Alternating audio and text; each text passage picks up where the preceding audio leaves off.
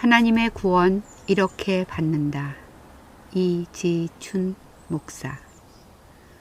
오늘은 제34편으로 구 무엇을 위하여 살 것인가에 대해서 알아보도록 하겠습니다. 구 무엇을 위하여 살 것인가.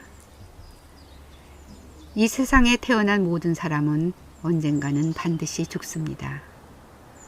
이것은 사람이 어떻게 할 수 없는 정해진 사실입니다.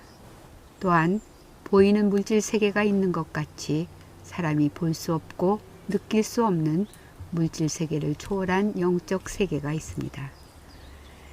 이 두 세계를 주관하시는 하나님의 실존을 부인할 수 없다는 증거는 온 인류에게 자연의 계시와 더불어 하나님의 아들 되시는 예수님에 의해 분명하게 제시되었습니다.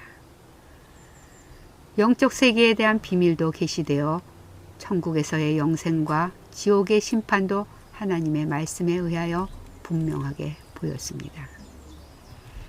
그리스도인들은 이 모든 것을 사실로 여겨 받아들이고 예수님을 믿어 구원받아 하나님의 자녀가 되었고 예수님의 제자가 되었습니다.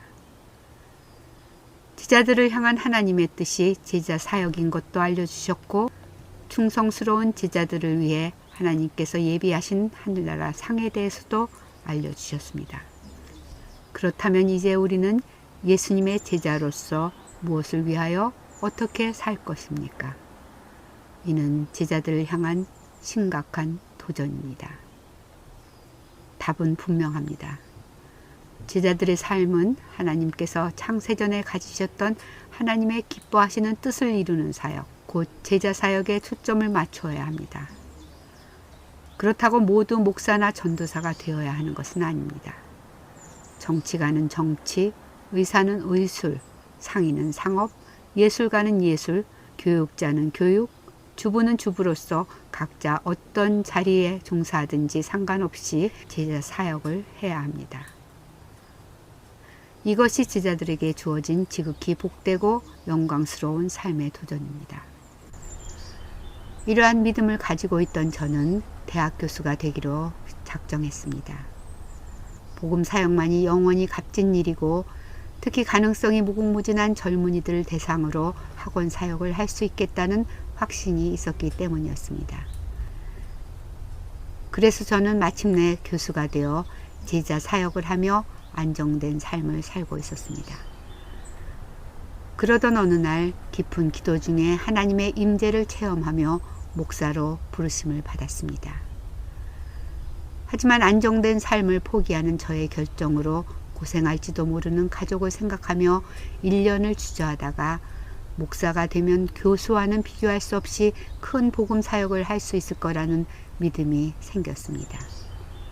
다행히 아내와 자녀들도 동의하여 저는 목사가 되었고 아내와 자녀들과 교회를 시작하여 20여 년을 복음 사역에 전심전력하다 보니 하나님의 도우심으로 1000여 명이 넘는 교회가 됐습니다. 제가 목회를 하던 어느 날이었습니다. 교회로 가기 위해 고속도로 진입로로 들어가면서 길가에 깔린 자그마한 자갈들을 무심코 지나가는 순간 제 자동차가 고속도로로 미끄러져 내려갔습니다. 저는 너무나 당황한 나머지 고속도로에서 빠져나오려고 정신없이 운전대를 돌렸습니다. 그러나 자동차는 계속 고속도로로 미끄러져 내려갔고 어쩔 줄 몰라 쩔쩔매는 사이에 자동차가 고속도로 아스팔트를 쳤습니다. 그 순간 제 차는 스프링처럼 튀어나오며 길 옆 콘크리트 벽을 향해 달려갔습니다. 콘크리트 벽과 정면으로 충돌할 위기에서 저는 반사적으로 운전대를 급히 반대 방향으로 돌렸습니다. 그랬더니 차가 벼랑간 유턴을 해서 고속도로 중앙차선 정가운데 차들이 마주오는 방향에서 서버렸습니다. 자동차들이 양옆으로 시속 100km, 110km로 총알같이 지나갔습니다. 저는 꼼짝도 못하고 앞만 바라보고 있는데 대형 트럭이 제 소형 승용차를 삼킬 기세로 곧장 저를 향해 전속력으로 달려오고 있었습니다. 그때 저는 이제 나는 죽는구나 하는 생각뿐이었습니다. 그 순간 이 세상에서 제가 소유했던 모든 것들은 전혀 도움이 되지 않았습니다.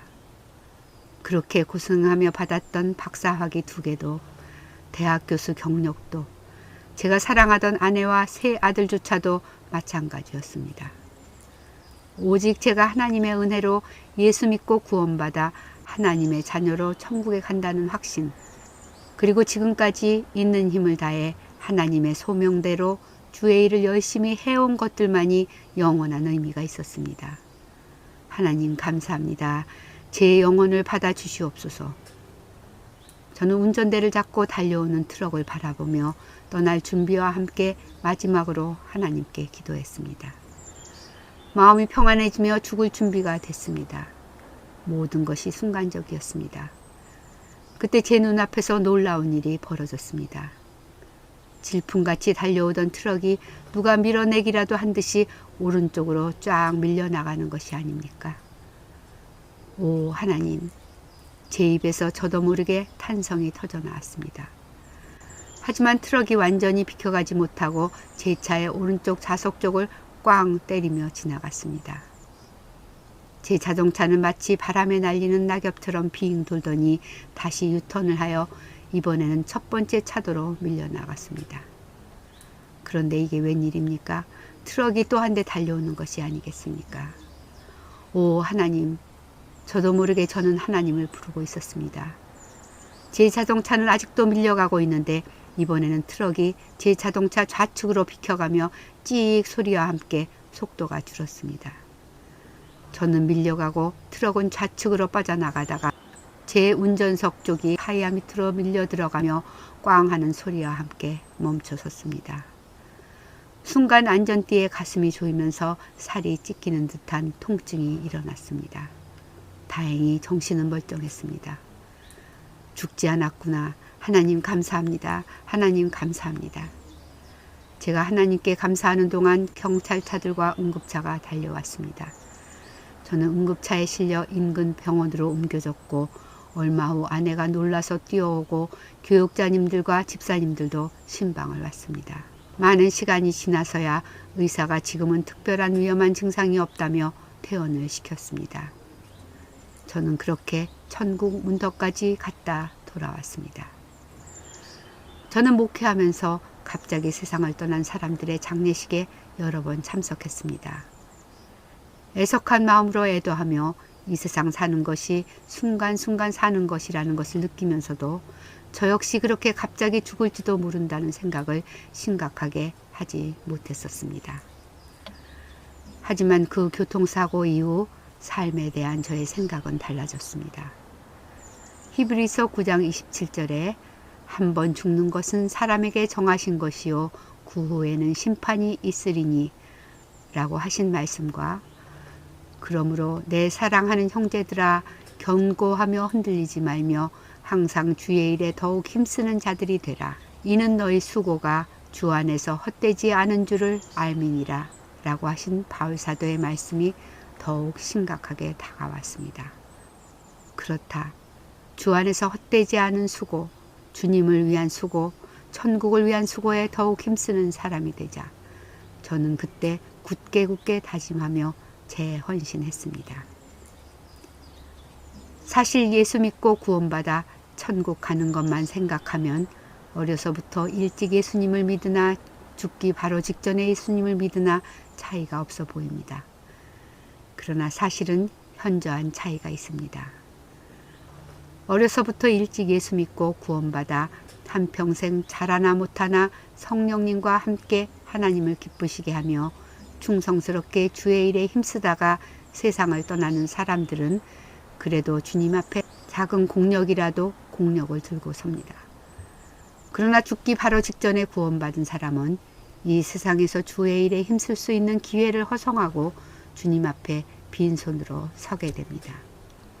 이는 참으로 안타깝고 애석한 일입니다.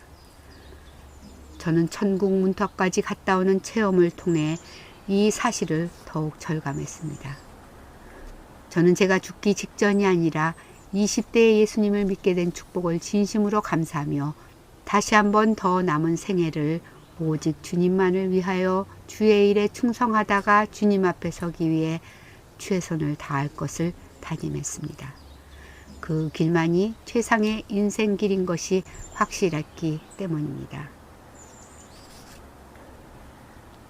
다음은 35편으로 19원의 확신에 대해서 알아보도록 하겠습니다. 감사합니다.